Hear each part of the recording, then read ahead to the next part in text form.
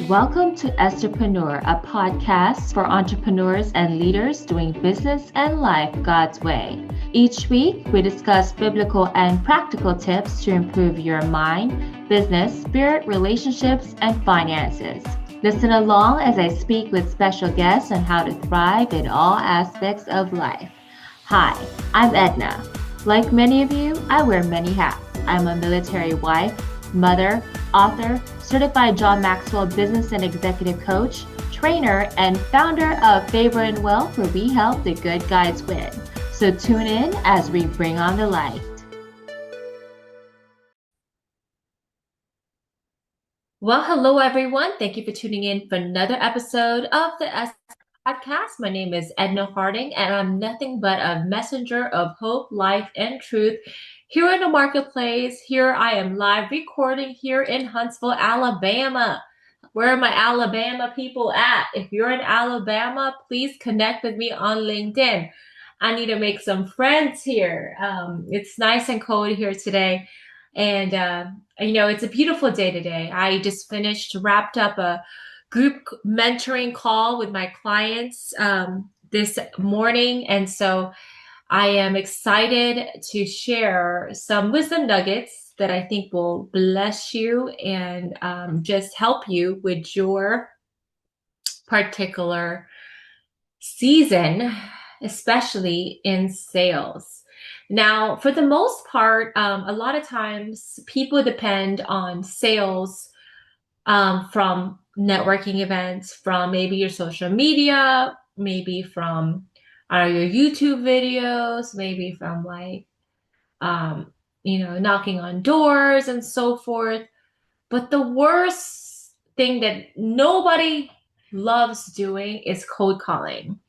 And if you guys don't know what cold calling is, especially if you don't only know sales, cold calling is when you pick up the phone and you call a number and you're trying to find a decision maker, someone who you could speak to about your product or service. And a lot of times you're calling receptionists, right? You're talking to the gatekeepers.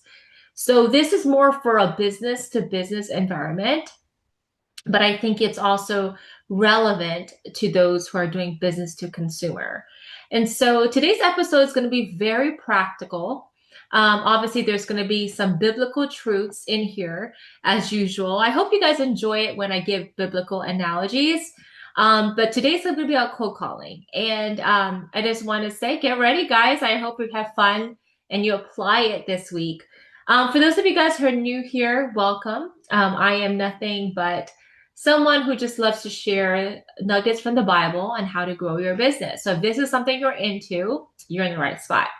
All right. So most of the time people hate cold calling. Okay. And it's not because it doesn't work, but because it's very awkward. It feels forced. People do not like getting hanged up on, right? Is anybody else in the building hanged on? We don't like being rejected.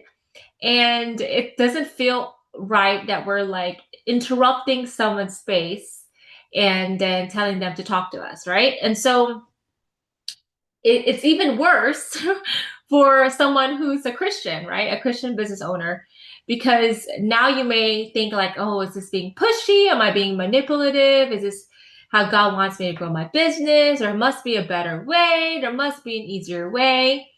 And I'm telling you, yes, there are other ways, but cold calling, I believe, is a dying sport, meaning no one's doing it anymore.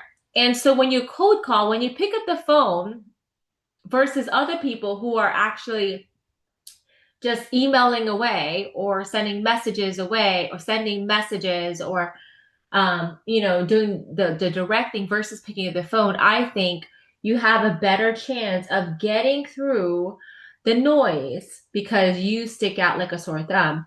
Another idea is, and I've done this in the past, where instead of like, if I can't get a hold of a person, but I know they're working there, another thing I do is I also send them a note. Like I send them not like a note via email or a note via LinkedIn, but an actual physical note, like a card, and I mail it to the organization, right? To the person and the owner, the CEO, or whoever the decision maker is. All right. And cold calling is, simply at its core is you're reaching out to someone you don't know and you're trying to offer help. And that is very biblical because Jesus constantly approached people who didn't know him yet. He walked up to strangers and said, "Follow me," right? He met people at wells. He saw people at boats. What else? He'd go tax booths, dusty roads. He always initiated the conversation.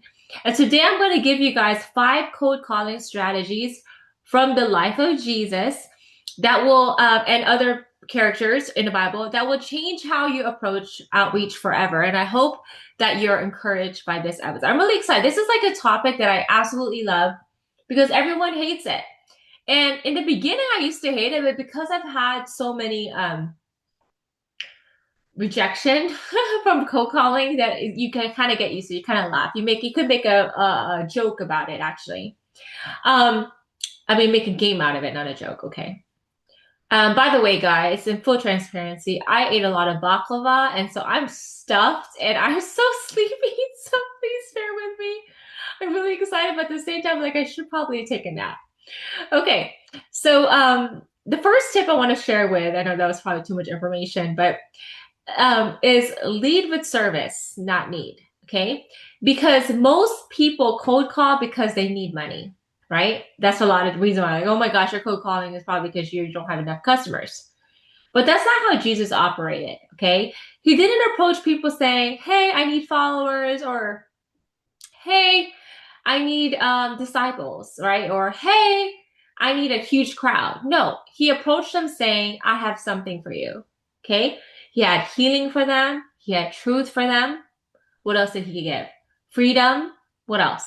Direction, right?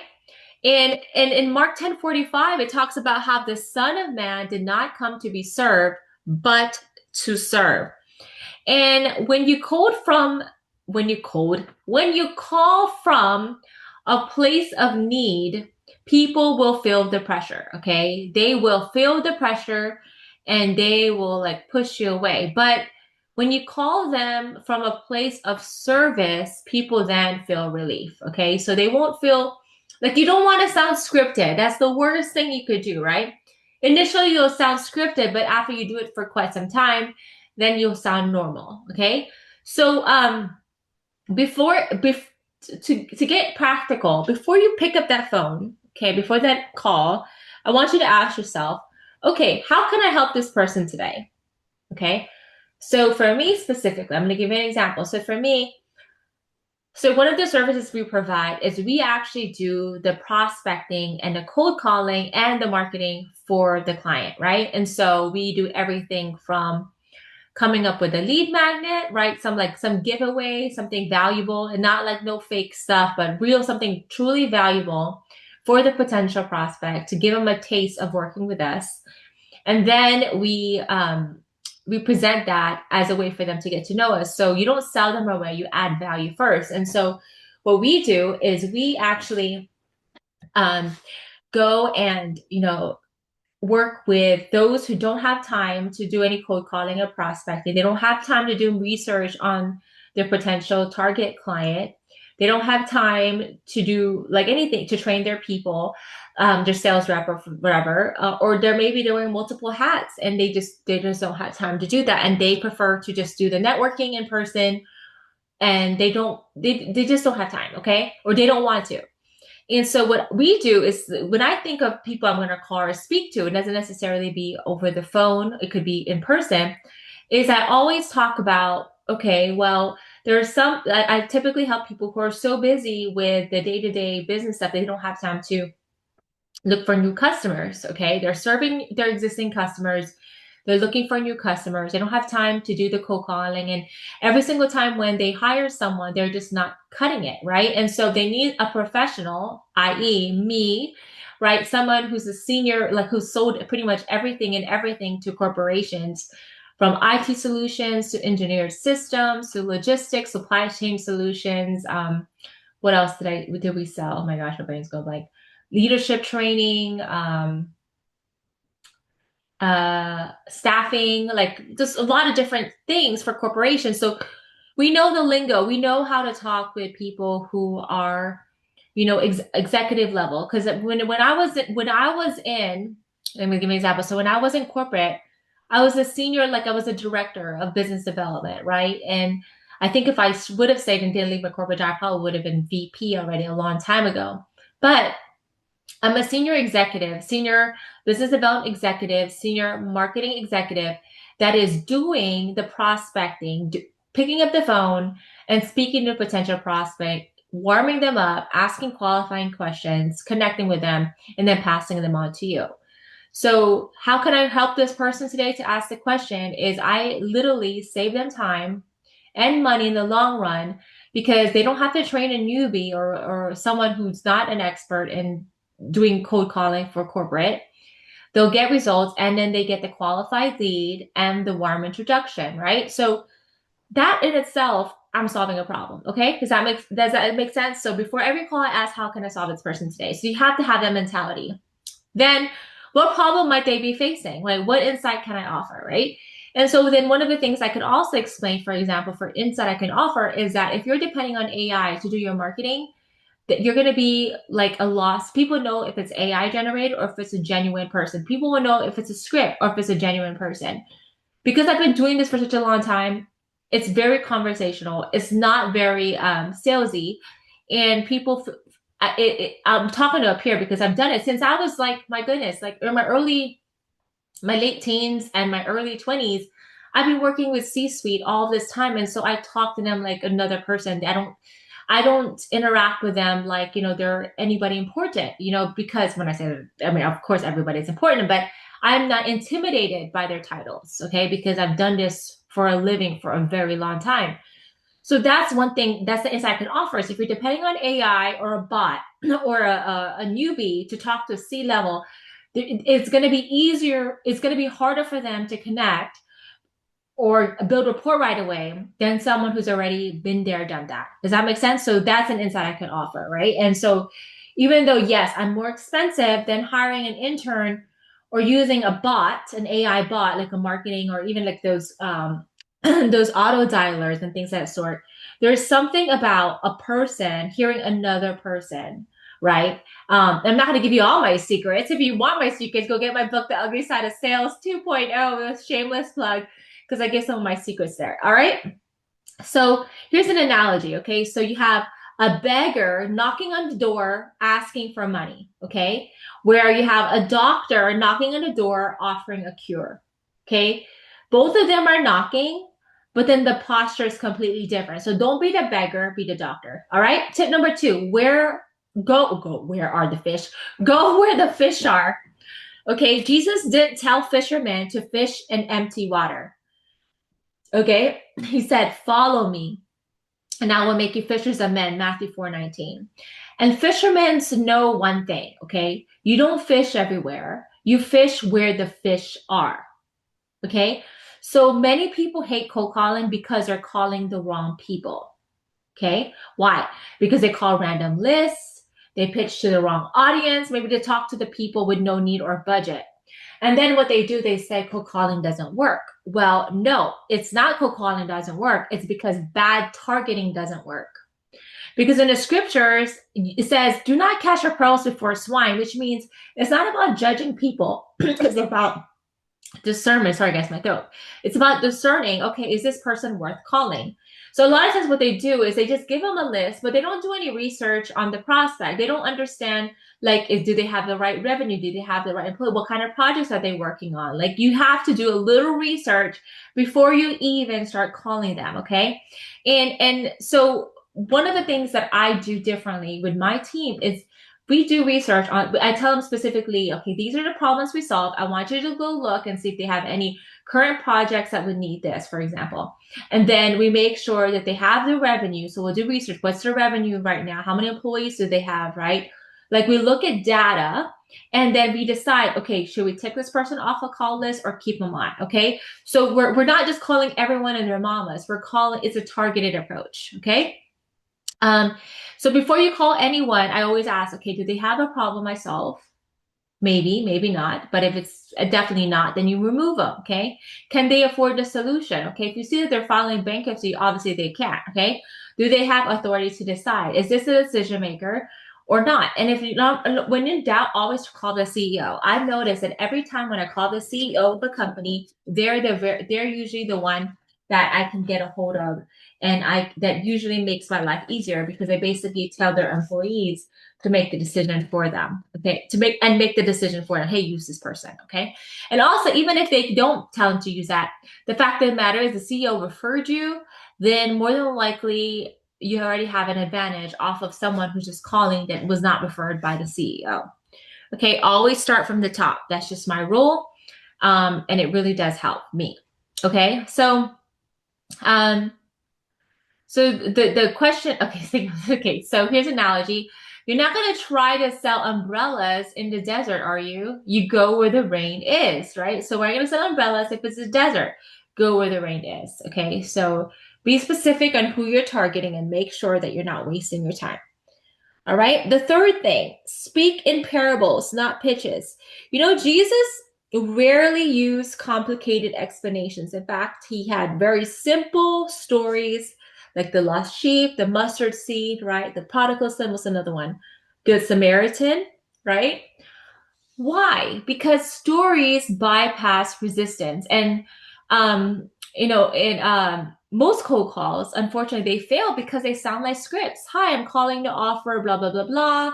Or immediately, or like they try to pitch you something. Hi, I work with founders, blah, blah, blah, blah, blah. Like if you are pitching right off the bat and you are sounding so robotic, like, hope you're doing well today. How are you? Hey, like I like for me, this is back then. I used to say like, and hey, Sean, hey, I know you weren't expecting my call, but do you just have a few minutes? I understand you are the blah blah blah blah blah blah. I give them a title, and then I'll say stuff like, typically, so the people that I work with have X, Y, Z, like one or two problems I listed. Is this something you guys are dealing with right now? And if they say, sometimes they say yes, sometimes they say no, but I'm asking a question, not pitching. Okay. So if you're pitching right away without asking any type of question, you're already going to get hanged up on. I'm telling you. Okay. So the best thing to do is ask questions. Don't try to pitch and keep going. All right. But once you start asking questions and you start giving them examples, then give them like stories, right? Obviously, like a past client or a common mistake, a quick before and after example. So, for example, if you talk about, and I have plenty of examples. So I'll talk about a client who used AI bots, right, to do the auto calls, right, or even depend on AI like ChatGPT to create their marketing collateral when it's not the same, right? You have to tell it what to think. You have to be creative in your approach, and just remember this: that a pitch feels like sales, like a sales like brochure. Like you don't want to sound like your brochure, right? You want to sound like a conversation over coffee, like very generic, very casual, not so like pushy, right? Hi, how are you? My name is Edna. Like you don't want to sound like that, okay? It's like saying, so I'm grabbing a brochure right now. Let's see what if mine's saying. Hi, my name is Edna, and I provide I provide out of the box business growth strategies tailored to your business people and target audience. We have new business development programs to help you get indoor, market research, brand positioning, qualified leads, shorter sales cycle, onboarding, secrets of networking, etc. Inside and out. Like you don't want to sound like that, okay? You just sound like a regular person, okay? Conversation. Okay, but honestly, I feel like the best thing to do is ask questions. Ask questions, and then when you answer with the point, share a story, and then share the point. Never tell a point without a story, even if it's a short story. Okay, tell a point. Okay, tell a story. Sorry. All right, number 4, ask questions, which I talked about earlier. Ask questions like Jesus did. Okay, Jesus asked questions like almost every single time. What do you want me to do for you? Who do you say that I am? Why are you so afraid? Like he asked questions like what is it? And it's because questions are the ones that create engagement. Okay. When you make a statement, it creates resistance. So what happens to most cold callers is they talk too much. Okay. They talk too much. You don't want to be the talker. You want to ask questions. Okay. And so in Proverbs 25, it says the purposes of a person's heart are deep waters, but one who has insights draw them out. Proverbs 25. Okay.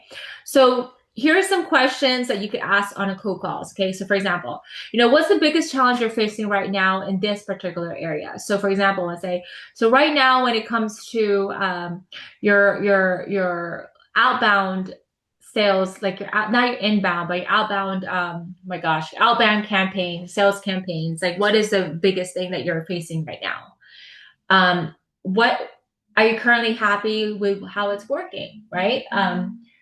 Because I'll give an example. So for example, a lot of times they have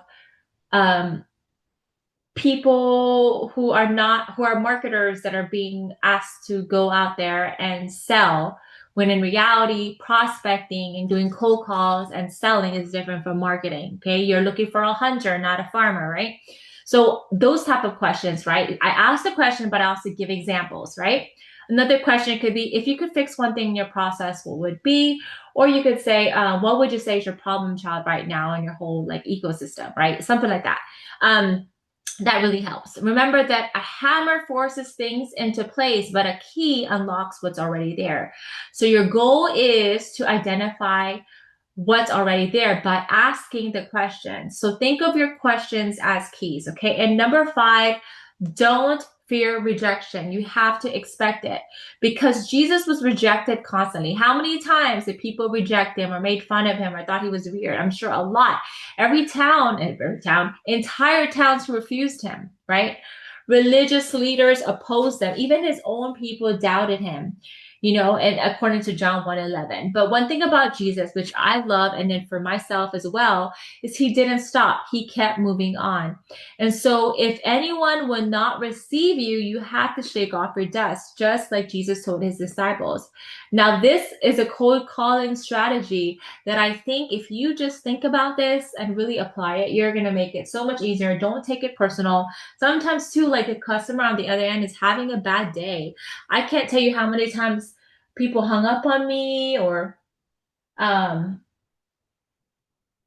someone, I don't remember if I'm making this up, or if someone really sent like a cop, maybe a security guard to send me out. I don't know. I don't remember. I'm getting confused. It was a while back since I've done, like, I would just show up at people's stocks, when I sell logistic. But normally, the funny thing is these people that I met, like I broke into corporate accounts, like big, huge, like millions of dollars in corporate accounts. And it was all from cold calling and phone calls and emails, because you couldn't get, especially when you're dealing with corporation, you couldn't get inside the building without having an appointment. So yeah, if you're trying to break into corporation, that's how you do it. Okay. So anyway, the brain's going back. Okay. So remember that not everyone is assigned to you. Not everyone is ready, and it's okay. And not everyone is meant to say yes. So you have to stop asking yourself, why do they reject me? Oh my gosh, why do they keep saying no? Instead, ask, well, who am I assigned to today? And how can I get a hold of this person today, right? Remember that a farmer doesn't cry over every seed that doesn't grow. He only focuses on the field that produces a harvest. So if something is broken, don't worry about it. Move to the next one, okay? Don't make a big deal over like a fish that doesn't even belong in your pond. Okay, does that make sense? Like you want, like I'm so blessed that I'm in a position where I get to choose and pick who I want to work with. Whereas back then I was so desperate for customers that I wanted to like take anyone and everyone, right? And then I realized, like, no, I don't have to work with you. Like you need me more than I need you, all right? And so, like, it's amazing to have the mentality of like, look, I don't need you. God is my source. God will take care of me, and I will find my tribe. All right. Remember, my friends, that cold calling is not about pressure. When you start feeling pressured, you best believe they feel pressured. So whatever you're feeling, they're feeling. So just relax, calm down. Make it like just a simple conversation over coffee where you're trying to ask questions and identify, is this person worth visiting? Is this person worth talking with, okay? So you're just reaching to them because you're being obedient to what God called you to do, which is what? To solve their problems with your solution. So you're not forcing people, you're literally finding the ones that are prepared for you. And it's all about just laboring, right? In the scriptures, it talks about the harvest truly is plentiful, but the laborers are few. So the problem isn't really lack of opportunity, it's a lack of people willing to step into the field. And that's the key, right? No one's willing to cold call. And so if that's you guys and you don't feel like doing it, contact me. Okay. This is a shameless plug. Favourandwealth.com. Okay, that's my business. That's what we do. We do the prospecting and cold calling for you, right? Obviously, there's a premium if you want us to make a phone calls, if you want just to give you the prospects and the information and all that stuff, like qualified leads, not just a list that you pull from the database, okay? Like truly the right type of people give you the information you need. So you can make the cold calls yourself, or you could outsource it to us at a premium rate, all right? All right, so let's go ahead and wrap up these cold calling tips. Number 1, lead with service, not need. Number 2, go where the fish are. 3, speak in stories, not scripts. Remember, never tell a point without a story and a story without a point. Number 4, ask questions, don't just talk. And number 5, expect rejection and move on. Okay, what I love about cold calling, it's not just a sales activity. It's actually a spiritual posture. What does that mean, Edna? Well, let me tell you, you're saying, Lord, I'm willing to go to the people you've prepared. Here I am, Lord, send me. Because somewhere on your list, there is a business owner praying for help. There is a leader who's stuck and discouraged from maybe his wife leaving him, his children, like going wayward. Or you even have a company on the edge of breakthrough who just wants to give up and wants to quit, but they're right there. And they just need a little encouragement. And your call may be the very answer to their prayer that they've been praying for all this time. Okay. I'm reminded of Romans 10:14. It says, how shall they hear without a preacher? To me, in business, sometimes a preacher is the one who makes the call, right? How can they hear without a salesperson? That's a good one. I should coin that. That's a good one. Okay. All right. All right. Well, I hope this helped, my friends. If you guys want more biblical strategies for growing your business without compromising your faith, subscribe to the podcast, share this episode with a fellow entrepreneur who's ready to step into the harvest. And remember, guys, that, the Bible is full of wisdom, including growing your business. And remember that the marketplace doesn't just need more salespeople. They need kingdom builders, okay? Those who look at their business as a vessel for reaching souls and funding the harvest, okay? So guys, hope this blessed you. I hope this encouraged you. I had fun recording this, but now I'm about to take a nap. All right, love you all. Have a wonderful rest of the weekend. Take care. Bye-bye.